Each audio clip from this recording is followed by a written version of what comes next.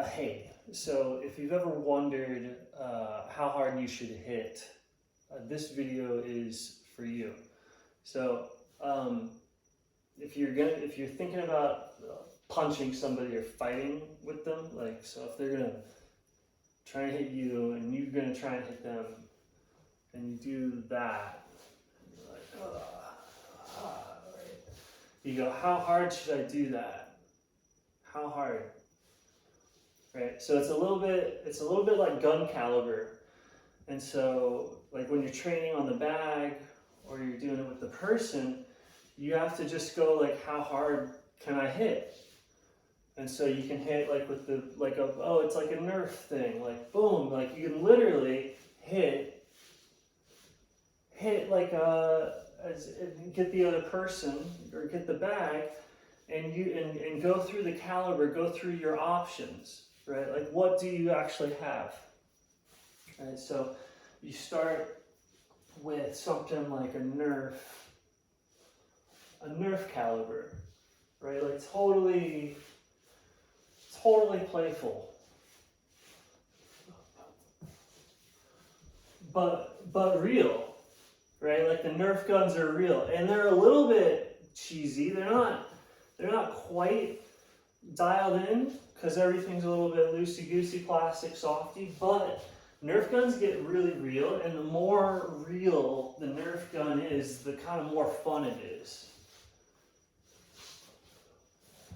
And the really real ones are like, it's like those gel blasters, they're like, that's pretty much like actually it, right? So the first thing you want to do is to get your super light punching caliber. It's going to have that Nerf feel, it's going to have a playful feel, and get that totally disengaged feel, especially with the other person. So go at whatever speed you both need to do it to get clocked with the Nerf thing, and to just kind of play with all the fighting stuff Nerf style, right? And that's your base caliber. So then you can go up to pellets. Boom, boom, boom, right? Some thumps, like it kind of stings. It's a little bit uncomfortable, but not a big deal. Right? Again, pellet guns are cool, and they're cool because like the instant that you scale up to a pellet gun, it's pretty realistic. All pellet guns are pretty realistic. Like if it actually is bothering you, it's pretty real. And it doesn't take very much to bother somebody, right? So all you're doing is trying to just like slightly bother the person, like for real. Like if they're dodging around, and you just and same thing. It's real.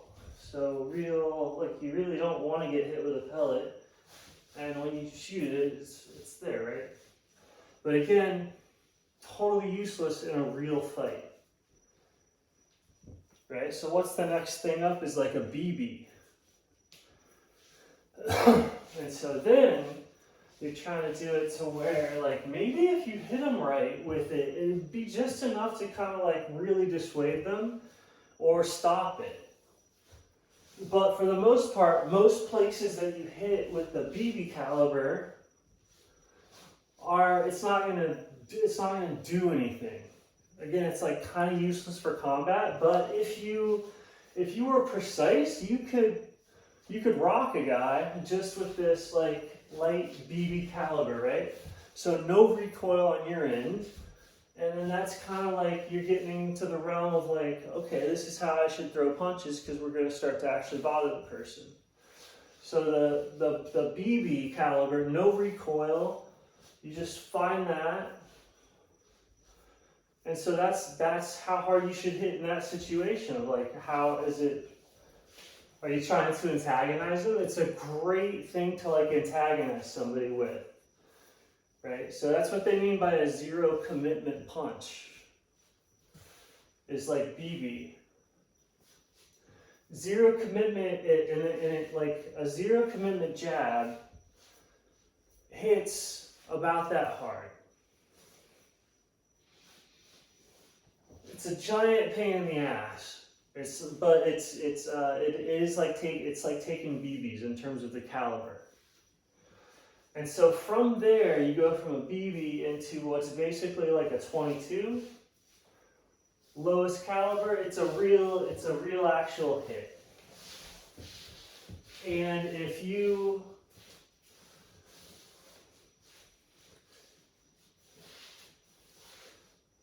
hit anywhere vital with it, it's not a good day, right? So that's, but also easy to block. It's easy to it's easy to,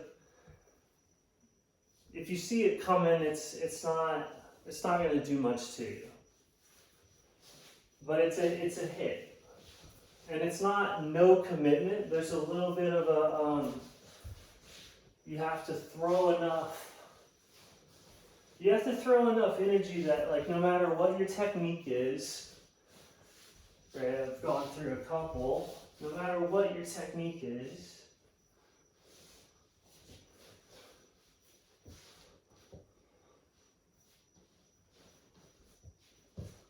you're gonna be throwing enough that there's an equal and opposite reaction, so there's a little bit of a kickback. And like normally this can be pretty controlled, the same way that you could control the recoil of the gun, especially with training.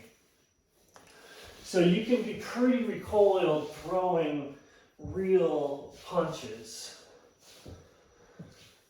And then from there, if you exercise a lot or you train a lot, you can scale up the caliber to where you're talking like the equivalent of like 9 mil, which would be probably a little bit harder. Like if you want to be like right there in terms of training, like you don't have to throw anything much harder than just like that.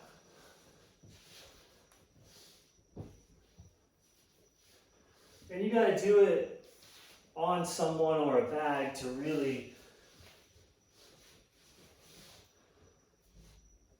just know where you're like, and have it done to you. You have to get hit so you know, like, oh, okay, that's what that feels like. That's what that much energy feels like as you go from Nerf up to like, more and more intense caliber. So then from there you can scale up to like, man, I would have knocked him out. Or I could do mega technique, right? And get more and more inertia and momentum into these like larger and larger caliber hits. There has to be like some big wind up, and there's going to be a big follow through, and there's a lot of recoil. So there's going to be a lot of vulnerability or openness from a missed shot as you have to deal with the inertia of the movement. And so when those work, they look awesome. So in terms of fighting, the awesome moves that people talk about, why are they awesome? They're awesome because the person is using a very long motion to build up a lot of inertia to hit really hard. And so that's like shooting a super large caliber gun, to where it's like just the normal body mechanics is going to be plenty.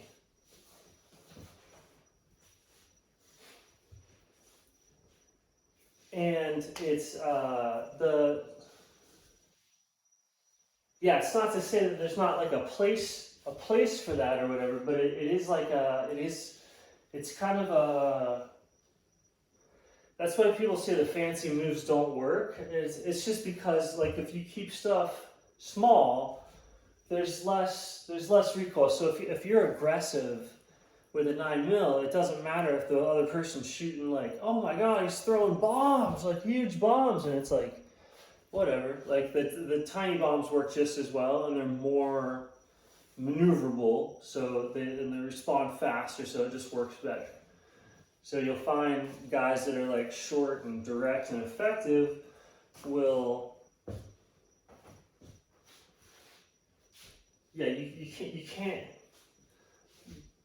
do a long drawn out move without some cover, right? So you pop with the short stuff, and then it's pretty much like, let's in this.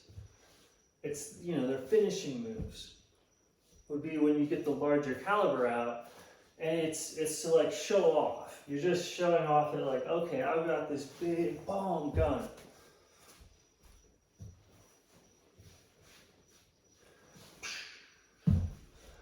And so a lot of people, that's that high level of caliber shows off, but the bread and butter aspect of any activity is like where you're most effective.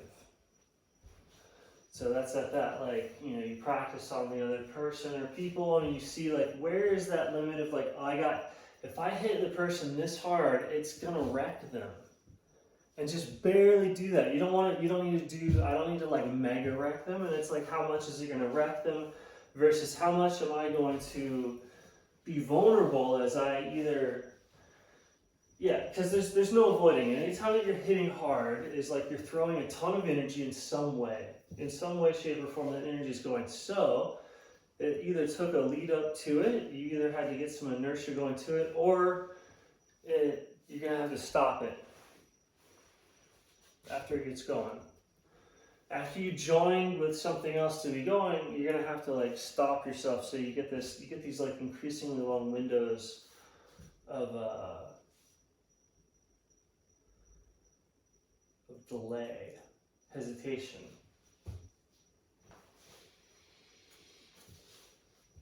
So you just find like, what's that 9 mil, right? And that's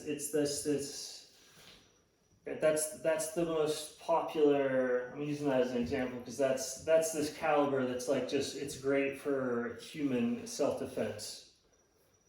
Like, it's kind of too small for anything larger than a person, but it's perfect for the size of a person. And it's like it becomes less perfect even on like a huge person.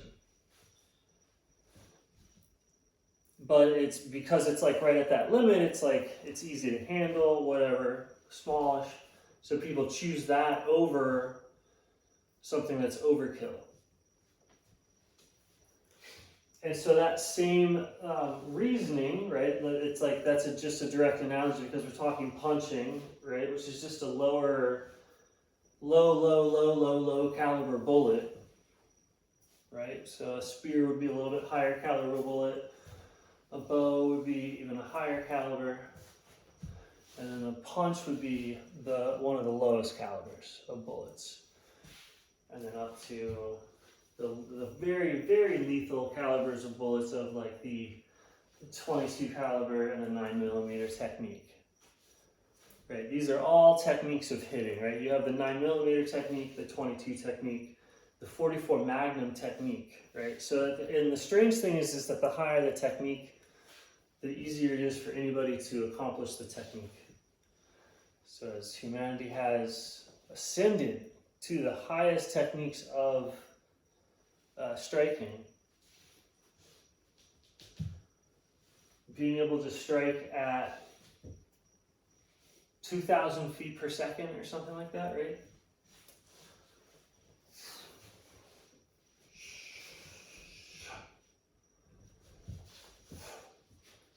But that's, the point of the video is that's what you hit at that level.